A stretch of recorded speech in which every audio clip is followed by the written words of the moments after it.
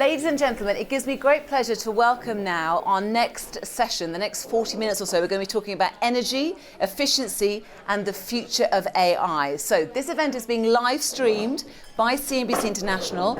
So very good afternoon to you, wherever you are watching from. We are delighted to have you with us. If I can ask, sir, for you to just be a bit careful of the cameras, just because we're being live streamed right now. Thank you very much.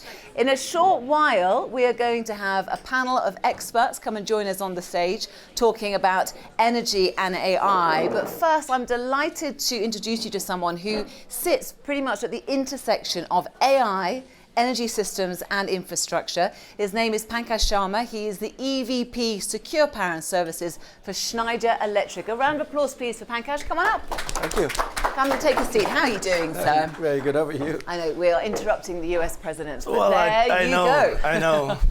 Yeah, Hopefully we'll make it worth your while. We will make it worth your while, because this is actually a really, really important conversation to have, because there seems to be a bit of well, there are lots of paradoxes at Davos, there always is. But this year, the conversation is dominated, of course, by AI. You are an expert when it comes to that. And of course, we need AI to drive growth and productivity and, of course, decarbonize, something that you talk about an awful lot. But AI itself is hugely energy hungry. Mm-hmm. So is AI really an energy story, first and foremost, would you say? Yeah, and just disclaimer, I wouldn't pretend to say that I'm an expert on AI. What we I think many other people would think you are, but you carry on. Yeah, what we do is to enable AI, which is when you think about all the compute, all the GPUs, etc., all of them need to sit on a physical layer, which is a data center, which is what we build. I've personally been involved in this business for over 2 decades now. Now, the equation between AI and energy it's a very unique equation. There's a lot of talk already on how much energy you need for AI. And it's a fair statement, it's a fair ask, because its demand for AI is insatiable. It's becoming a part of our lives every single day. We are ourselves using it. And not just us as consumers, medical sciences, you think about education, think about so many areas, and we can speak to some examples. So which means the need for energy is very high, and not just what you get from fossil fuel, from the grid, which is 70% fossil fuel, but also from all the renewable resources. So that's a huge need. But on the other hand, there's another equation which we tend to forget sometimes, which is AI is also an enabler for energy. What that means is when you utilize AI, you can actually reduce the consumption of energy wherever it is consumed, including data centers where AI, which is intelligence, is built. Talking of data centers, and just going back to the demand, if I can for 1 minute, I read that AI computing power use could grow to 50% of all data center electricity demand by 2030, which is just around the corner, really, isn't it? Yeah.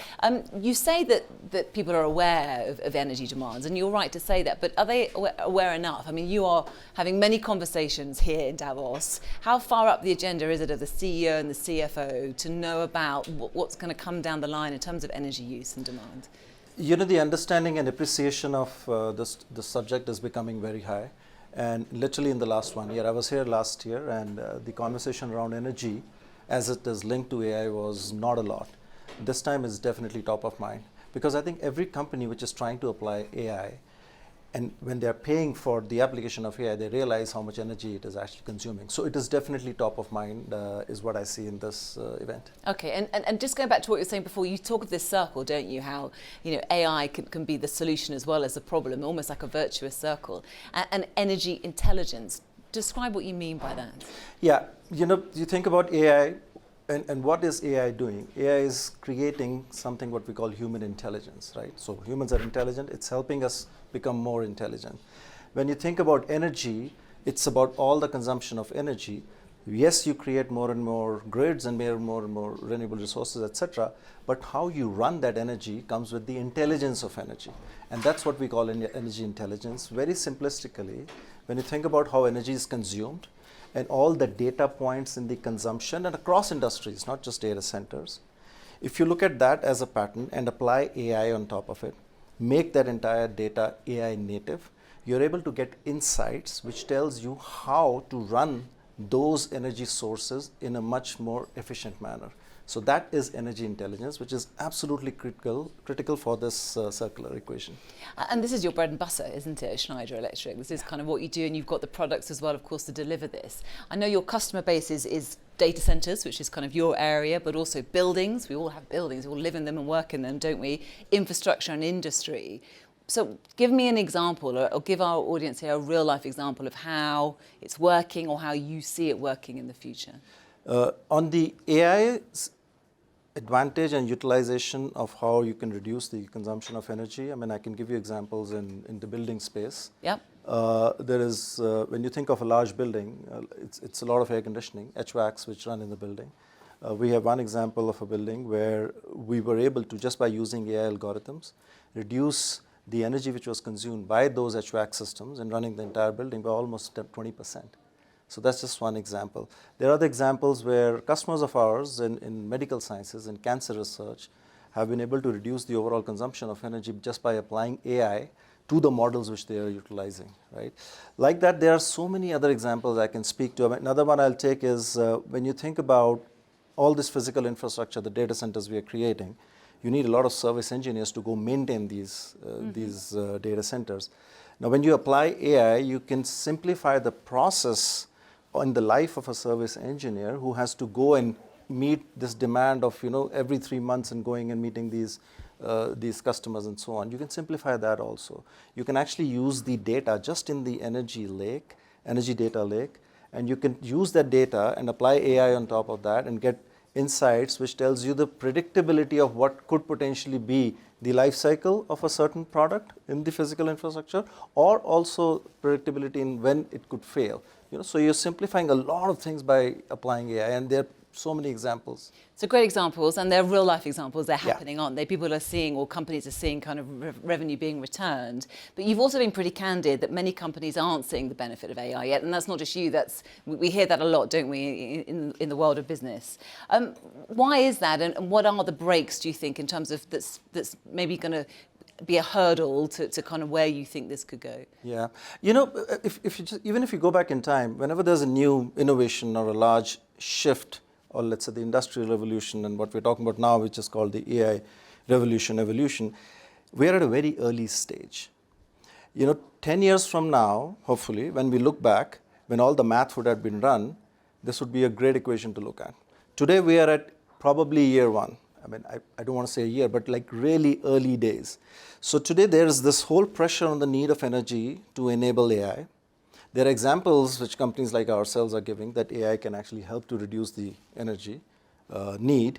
But then what is the end state of all of this? And that's what we need to keep in mind. So for the companies, I would say, who have not seen the benefits so far, it's really about believing in it from the perspective of improvement of intelligence, simplification of lives of their own employees and their customers and their partners, the ecosystem, and keeping at it.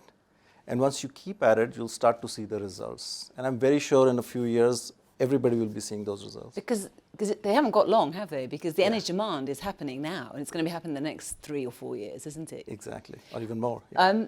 Talk to me about clean data and how important it is to have clean data, and what a challenge that is. You were saying even for your own company. Yeah, and the one thing again we need to remember is when we talk about AI and intelligence, everything is based on data.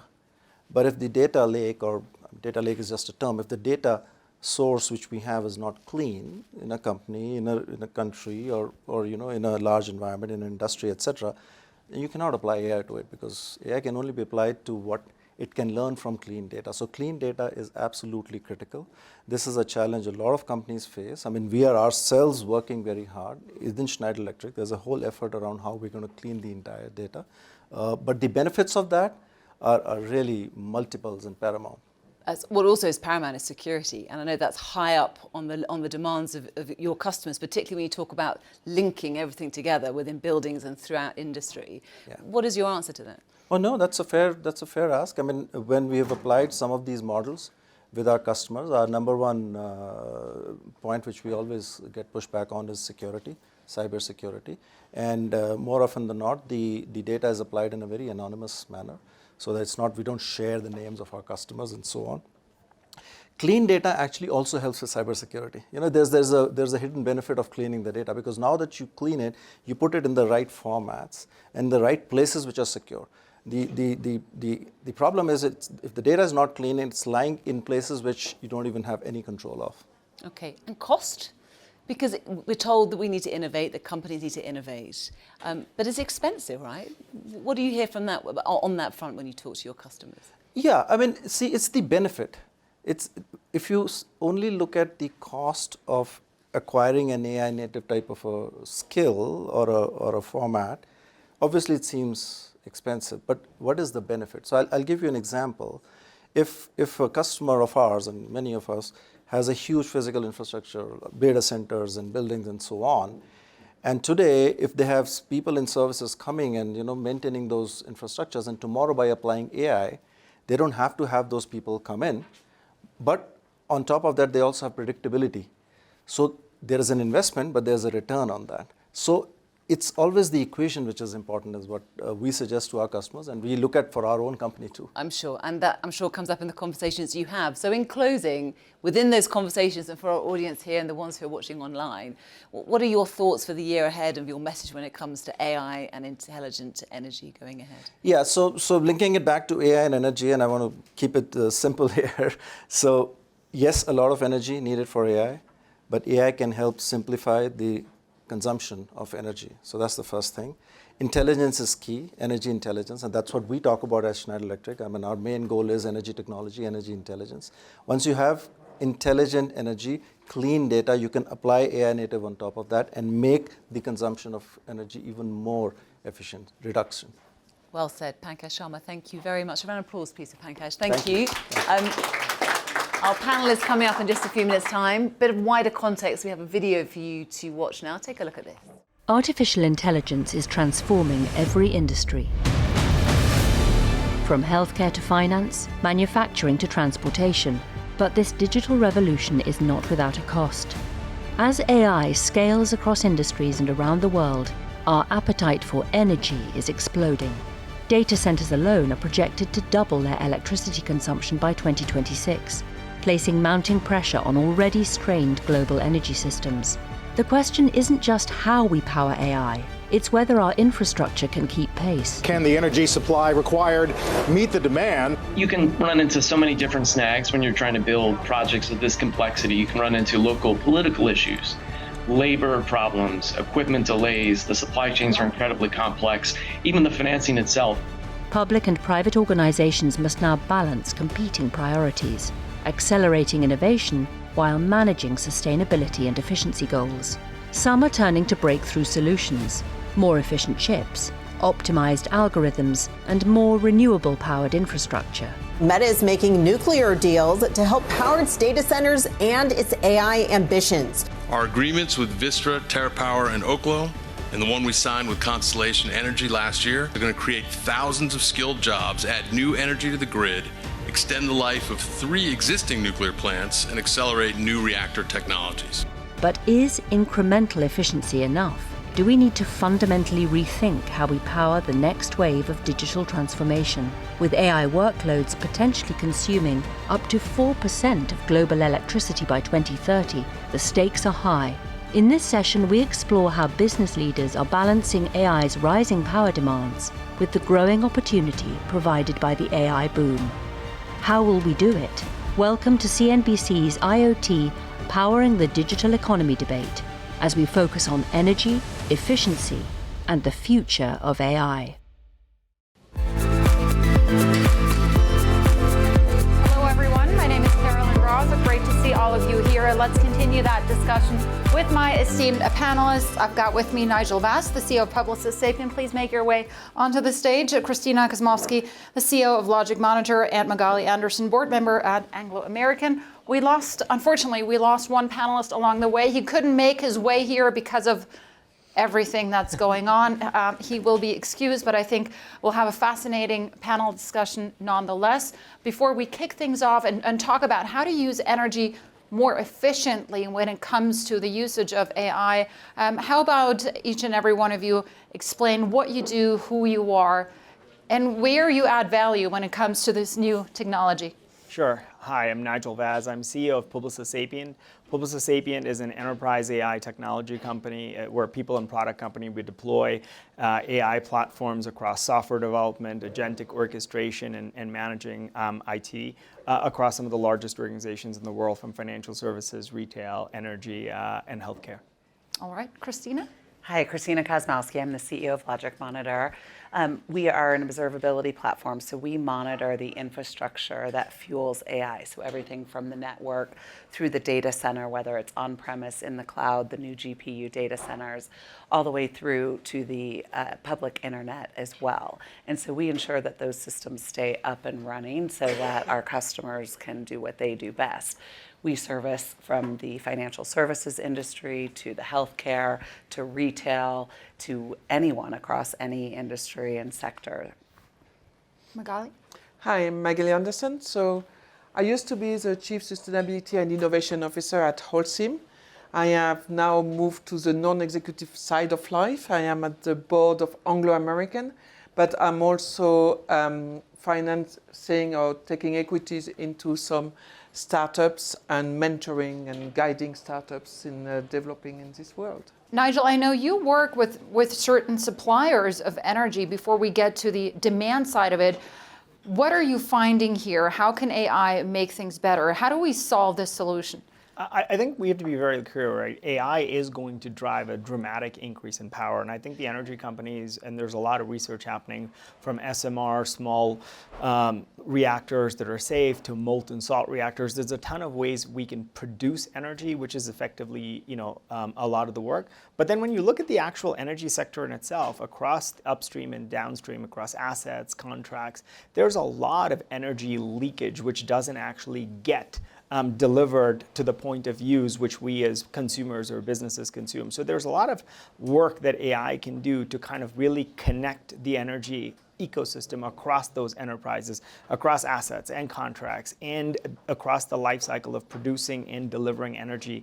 And so AI, for me, can be an intelligence layer, which is very much how I think it's starting to get deployed at the enterprise scale for a lot of these energy companies. Because what you're starting to see is that there is telling people that AI is going to consume energy, so you should use less of it, is like telling people, cars consume a lot of gas, so don't drive, right? They're going to continue to drive.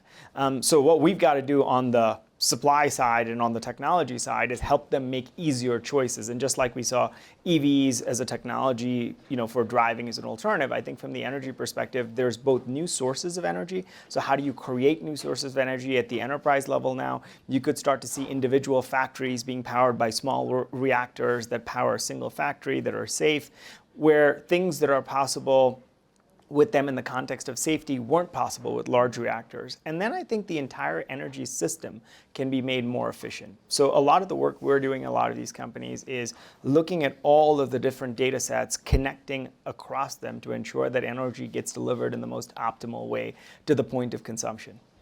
Just a final point here on the producer, on the supply side. We know it's extremely important to have energy readily available. Let's say if you're running a data center, for example, to have it on site, for that energy to be reliable.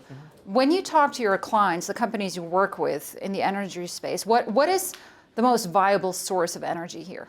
I think it really depends, because you've got a regulatory environment which has taken very different approaches on a geographic basis to all of these problems. So I think if you look at North America, you have one set of solutions. Even within Europe, you have different set of solutions, and then Asia again. So I think the idea that data centers need to be proximate to energy is clearly a physics question. The question for how you solve that is a very big regulatory question. So I think when you look at small reactors, when you look at molten salt, a lot of these technologies are proven, but the question about how and when they get deployed depends very much on the world we live in the regulatory environment in a lot of these geographies. Because I think historically certain kinds of technologies, have developed an aversion to it. I mean, we were just hearing the president talk about, different policies on energy in different markets, where you've got, wind and solar as viable contributors to the energy grid in some countries and not at all in others, where we're still seeing big consumption of fossil fuel. And so I think you've got all of these things to consider to get at that supply side question. Mm-hmm. So everyone's looking at the supply side question. When we talk about demand, though, I assume there are so many levers here. There's so much you can do in terms of energy efficiency and the use of AI, making that more efficient, maybe being more choosy about it. Christina, come in here. Yeah, I mean, we're not seeing demand go down or stabilize, which I know is a question, is do we actually need all of this data center growth that we're having? And we're seeing it continue to grow up at an exponential pace. And so for us, for example, we collect data across all of the networks and across all of these data centers. And we had 1.2 trillion metrics we were collecting a day this summer, and now we're at 2 trillion metrics a day. So you can see this pace is enormous. And so as you think about that, and we're also seeing our customers ask for this demand where the data has to reside, so not just the regulation around energy, but the regulation around where these data centers need to be for these companies. So they're looking at now really having a local and a global strategy, which is introducing more complexity and even more data than is necessarily needed for these. And so as you think about it, is what are the companies optimizing for? And right now, everyone's just trying to get AI in. And so they're looking at their workloads and they're saying, how can I just build this innovation as fast as we can? But that's not sustainable, no pun intended, and both from a performance perspective as well as a cost perspective and an energy perspective. And so when we take all of this data, we're looking at it and we're saying, where do these workloads, where are they best served based on what you're trying to achieve today? And those workloads aren't static. It's not just they're going to live here all the time. What are you optimizing? So we're seeing that be a continuum in this concept of workload agility, being able to move through the different types of data centers which have different energy sources, and even how can we move through how we're collecting that data from a local to a global data center source as well. Magali, come in here, because obviously you're very much a proponent of doing things sustainably, of limiting the impact on the planet and the people. So how do we do this? How do we make sure that we can innovate, yet at the same time, we can also pursue net zero? Is there a contradiction here? Can we do both? Or do we need to kind of rein back on our AI spending, even though, Nigel told us, don't tell anyone to do that because this is a great new technology. It's not going to be feasible to tell someone to just stop using it. Yeah, I thought what Nigel said was pretty much spot on. Obviously, you're not going to stop it, right? It's out of the bag. It's not going to be stopped. So we need to really learn how to best use it and how to optimize it. I don't think there is many executive nowadays who takes a 300 pages report and read it all. And frankly, it's actually not a bad thing because they have a better usage of their time to do than reading those big reports. So having some intelligence that makes it much more digestible might be a good thing. There are a lot of things that AI can do, which is very important for companies. I think we're at a time where a lot of companies don't yet really understand how to use it. And that's, for me, more where the danger is. And that's why we need people like you to explain to them, because it looks like this new toy is so shiny that we kind of want to use it for absolutely everything. And that's, for me, a real issue. There is a moment where we need to prioritize and understand where it's going to truly bring value compared to the nice to have. And the nice to have will have to be eliminated. I don't think we can, you said it, the way, the exponential growth that we're seeing is not going to be sustainable in terms of energy. We haven't talked about water. Yep. We haven't talked about copper. Yep. Let's not talk about copper. I'm part of a mining company, as I was saying, which is good news for us. It's great for you guys. No, that's right. It's good news for us. But so that growth won't be sustainable because we won't have the resources to feed it. So the companies need to be smart. So I'm not against AI at all, because I think AI can bring so much value. For example, when you look at energy efficiency of the company itself, of the way we run our processes, AI can be a huge driver of reducing the energy we need for our processes. It can be a huge driver on doing data analytics of all kinds. And I don't think we should not use GEIs. That would be a completely crazy. I'm not even talking about going back to Stone Age, but that would be completely crazy. Such a great tool. We just need to learn to use it smartly. And something I used to tell my team, just a small anecdote, if you allow me, if I have a minute. When I was in sustainability, and you have those corporate teams, and they always have fantastic ideas. Seriously, every day a new idea, great idea. And you feel like you should do them all because they are all so great. And my question to them was always, we're a cement company when I was in Holcim, and that idea is going to be paid by a guy in a cement plant by his sweat. That the sweat of that worker who is going to pay not only your salary, but that idea you had. Are you sure that idea is worth his sweat? And if you can't answer yes to that question, then we shouldn't do it. And I think it's quite a simple way for me, I find, that to look at it, that when we use AI, is it worth the value of the energy we are spending, of the sweat of the worker who is bringing it or not? So how do we instill that discipline then that all of you are talking about? Yeah, I don't think it's a question of discipline, right? I think it's a question of actually designing systems in a way that actually enable the right tool for the right purpose. I think to Magali's point, when you start to think about somebody in an enterprise trying to use a large 50 billion parameter large language model with huge reasoning capability to answer a customer service question about their products for their customers, which is a very narrow subset of what you need. A small language model with significantly less compute, with significantly less energy consumption, is a much better choice. Because the equivalent of none of us pick up a sledgehammer to hang a painting in our house, right? Because it's you just need a small little thing to knock that painting into the wall. And I think these are the kinds of choices that are incumbent on us.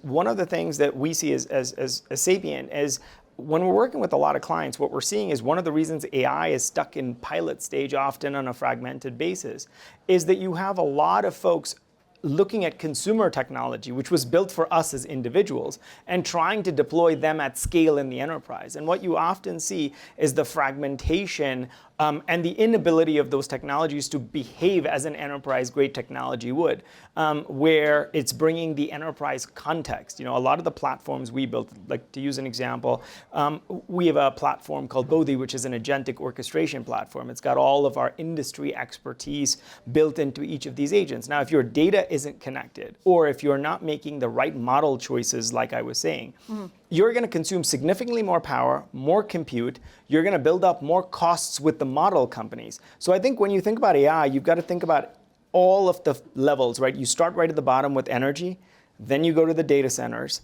then you go to the models. But most of the value of AI is going to come in how you design the applications, the things that we use. And if you want to parallel, go back to the days of the internet, right? There was a lot of talk about the internet bubble and it burst, but most of the biggest internet companies came after the bubble burst. Ubers and Airbnbs and Facebook. Because they knew how to do it right. Correct, because they learned the lessons that happened, right? And I think where we are in the AI journey now is early. So there was a lot of experimentation. There was a value gap, so companies weren't getting the value that they needed. But I think now the transition has to be, how do you go from consumer AI to enterprise-grade AI? And give them choices that also are responsible at the same time as being financially viable, because anything that costs more energy costs more money. And you don't want to be making choices that cost both. That's a very good point. Christina, when you talk to your clients about setting up the infrastructure, the operations, do they have all of this in mind, or are they still in the, I'm so excited, I'm going to throw all my money at it phase? Yeah, I think there still is very much this experimentation phase, but the challenge is that, and even in regulated businesses especially, is they're asking them, do you have clarity and visibility into what you're seeing? And that's really, really important, is do we actually understand the landscape across these fragmented, complex systems now, or even hybrid? We're in this hybrid world here to stay. And so being able to understand that, to ingest all that data so that you can have that clarity. And then secondly, is there accountability? So AI is cutting across multiple functions, multiple regions. And so there is no accountability for this right now. And it's across multiple players. And so there needs to be this top-down, almost single pane, both from a leadership and a technology, that can bring this visibility together in one place and then drive the accountability very clearly as well into how you're solving for this. And maybe, sorry if I might. Sure. And maybe governance as well. Yeah. Yes. I'm not sure, we don't talk enough about governance, but I was talking about that person, that executive who put his 400 pages report into AI so he can have a 20 pages. Well, what if that report contained a lot of very confidential information about the company, feeding it straight into AI? And I think, I'm not sure everybody in the companies have that type of governance in their head of what they feed in and how much they could be exposing their own company to some leakage that we might not want to see. Yeah, but this is a perfect example. We saw this in the early days of AI, right? This is a perfect example of a consumer application in the context of the enterprise, right? Most enterprises we work with have sandboxes and data stores which allow them to use models, but those models aren't privy to being enriched by the data that they're getting access to, because there's a clear separation between the data that belongs to the company and the data that doesn't. But to your point, if a company allows people to just experiment with AI all over the place, there are probably people who are going to upload a confidential document into a public AI model, and then when their competitor asks a question about the same thing, that AI model will reference the very data that you provided it 10 minutes ago in order to answer that. And we saw these kinds of situations playing out with big companies, and they were reported publicly, right? But this is an example again of consumer technology in an enterprise context, as opposed to establishing the guardrails, because I think governance in the AI world can't be about rules that are enforced in town halls and through communication. They have to be enforced in the context of systems. Like, how do you actually systematize what you want people to do? Right? How do you actually give them access to AI, but in a very specific context, allowing them to share what permissions? I mean, I'll use an example. Here, right? One of our platforms, Slingshot, is all about software modernization. And developers are the first people to do stuff like, I'm going to use whatever new technology I can to make my work easier, because they're tech savvy. But every time confidential code leaves your environment and goes into, like you said, a public tool, it becomes accessible to everybody. So Slingshot's basically a tool that we built that goes all the way from backlog generation through to developer efficiency in terms of how you modernize legacy. 2 points I'll make here. First, in the context of energy, the discussion we were having earlier, we deployed Slingshot on something that was going to take one of our clients 10 years to do, with people modernizing things manually, taking old COBOL code into modern Java. That was consuming a lot of energy because those systems, the mainframes, were running on-prem, consuming energy. So we shouldn't think that they weren't consuming it. They were, right? And they were consuming a lot of energy. So now all of a sudden something that was going to run for 10 years is kind of run for 3. And then the second thing is the tools that you give them have to have the context of the enterprise, so that, like, the way we build Slingshot is multiple developers in this org all can work together, start and finish each other's work as the program of work develops. A lot of consumer AI tools weren't built like that. They weren't built with access controls. They weren't built with distributed team dynamics. And so I think those kinds of things are examples to me of how you translate governance to actual systematized behavior that companies can actually deploy. Yeah. Because otherwise you tell people what to do. Right, but difficult, Christina, to build that or to layer that onto legacy systems, right? It's absolutely not. I mean, I think if you're collecting that data and you still maybe need to use legacy systems, because that's going to be best served based on this three-legged stool between performance, cost, and energy. And so that's where we're really thinking about this agility and continuity back and forth between them. And so I think that this being able to have the visibility, though, that's across all of that is where it matters, right?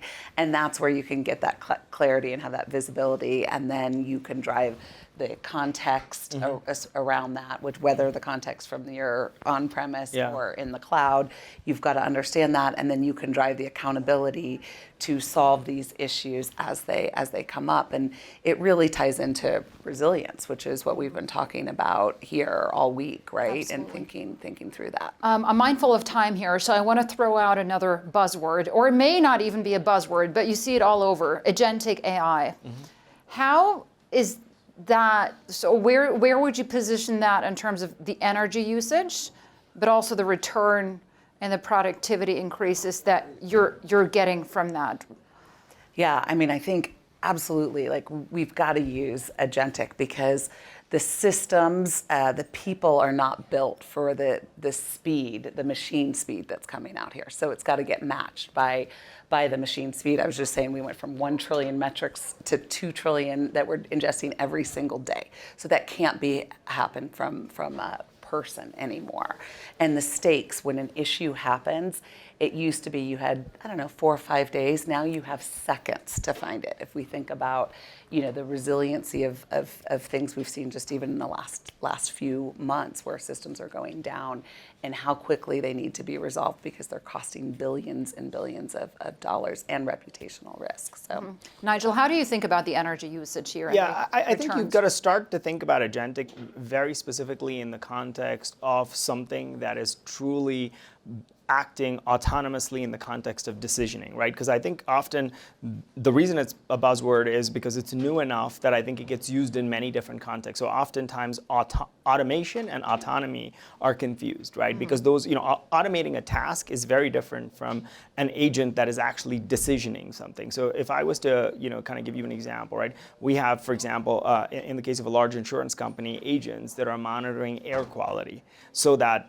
people who the insurance company has insurance with, who have pulmonary respiratory diseases, can get very specific interventions like an inhaler dispatched to them before they get a full-blown asthma attack. Now, in that context, the way you start to think about energy efficiency is in the context of the work executed by an agent monitoring air quality and then triggering an automated action as opposed to an individual, a human being doing that, right? And again, those energy costs are similar. You start to think about it one way, right? A human brain runs on about 3 watts of energy.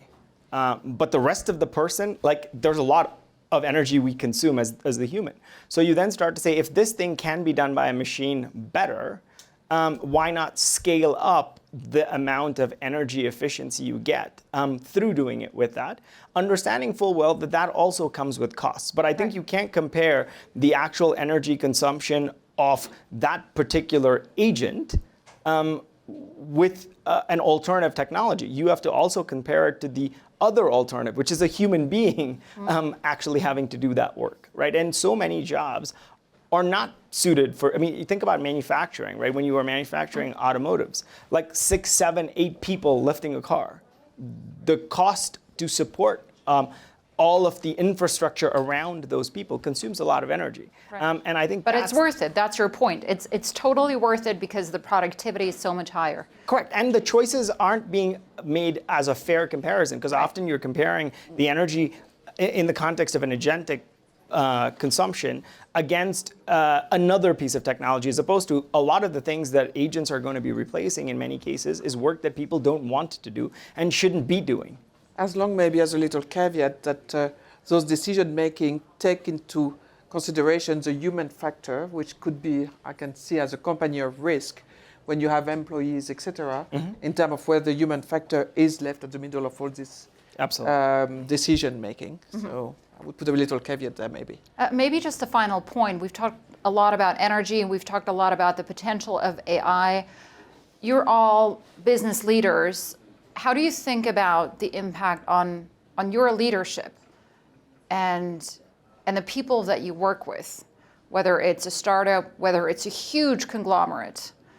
How does that impact your day-to-day decision-making and the way you lead? As long as we continue thinking of AI as a tool and not as at the end, and I'm saying that because I think some companies are a bit lost maybe. They want to do AI for the sake of AI. AI is a tool in your process. And you do it like any business decision. You look at the full process and where does AI intervene and where does AI can bring value. I think it can work. I will just give maybe another example. One of the things I've heard discussing a lot on the sustainability side is how do you estimate the resilience of your supply chain, which is a huge issue, right? Mega company can be having up to 100,000 suppliers, and it's not a spend story, it's which type of risks they bring to your supply chain. If you have a supplier which is the only one who can do a such part which will block your entire production, that supplier is way more precious than anyone else, even though it could be just a very small spend. AI can help us mitigating the risk. There are startups now doing fantastic work on that side. So I think as long as we put it as a process and we understand it's a tool and we review which point of governance is there, where is the social factor, etc., I think it can bring a huge amount of value for companies. It's at the heart of your businesses, obviously. So you embrace it full on. You don't see any risks. No, of course there's risks, right? And one of the biggest risks in businesses is AI being used to make the irrelevant more efficient. Right. Because so much of this... I haven't heard that before. Yeah, because so much of this is actually... And we love the irrelevant things as well sometimes. Really taking the opportunity to really reimagine what it is that you're actually trying to create, right? Because that risk is always there. And we saw this back in the days of the internet. People would apply the same technology to say, we're doing it like this, and now our travel agent will do this. And you're like, well, step back and say, what if you didn't have a travel agent? How do you reimagine that, right? And I think we have a unique moment in time now to do that. And I think that would be one of the biggest catastrophic failures of business. And what I think about as a leader is what is our own business and our clients' businesses, what is the opportunity to really reimagine them? Christina? Well, I think we're so grateful to all be alive right now in this AI world, and it's so exciting. It's unlocking potential that we never could have done before, and just the pace of things and our pace of being able to go get new customers and revenue is like we haven't. But as you said, there's real risk here, and it's super important that we are protecting revenue, and that's what we help with our customers doing. That these are billions of dollars if the systems are going down, and reputational risk. If you lose a customer for a second because they can't access what you're trying to deliver to them, they may never come back. Final point here, final question to all of you. Not a right or wrong answer here, but let's say in 5 to 10 years' time, are we still going to be discussing this very angle of energy efficiency or the lack of energy supply when it comes to a limiter of the AI potential? Or will we have solved it both from the supply and the demand side? Or are these just teething issues that we're dealing with when it comes to AI? Your thoughts?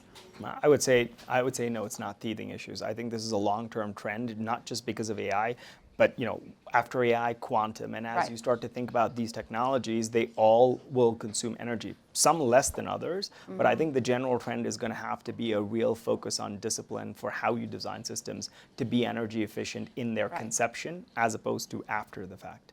Not just a teething issue, Christina? Yeah, I think obviously we're going to continue to need energy and the infrastructure around it, but I think we're seeing efficiencies just continue to be built from the chip level through to tools like what we're providing our customers to give them that visibility, and so I'm optimistic that we'll continue to get better with this. I will say that this discussion was a lot more riveting than what we saw on screen before. He would have gone on and on and on, right? That's just my opinion. Really important discussion that we had here. Thank you so much for everything. Thank you. See you soon. Bye-bye.